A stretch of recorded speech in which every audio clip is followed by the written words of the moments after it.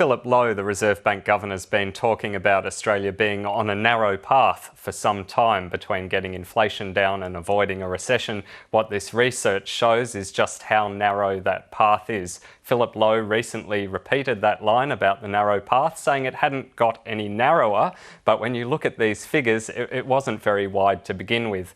The modelling on one method shows between a 65 and 80% chance of Australia falling into recession over the 2 years from September 2022, when the research was done.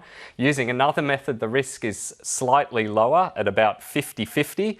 And if the Reserve Bank chose not to get inflation back within the target within that 2-year period, the risk might fall as low as 30%. But that's still around 3 to 6 times the usual risk of a recession in Australia, and it just shows how vulnerable the economy is. Yeah, it does indeed. I know that other research was revealed in this FOI. What was that? Basically, it modelled the different scenarios about how quickly to raise the cash rate, how quickly that would bring down inflation, and how quickly it would raise unemployment. So this research is from January and February this year, so much more recent.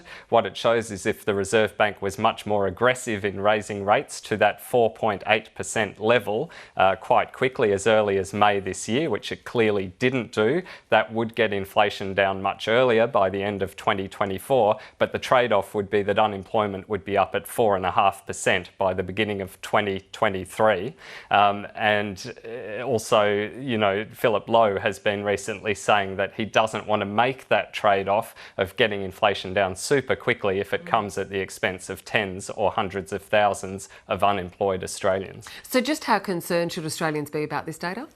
Look, I think it tells us what we already know. A lot of private sector economists have already been warning that there's a 50-50 chance of recession, amongst them NAB's Alan Oster, AMP's Shane Oliver. So this Reserve Bank research really confirms that recession is a real risk and possibly even more likely than not. Michael Yander, many thanks. Thanks, Kath.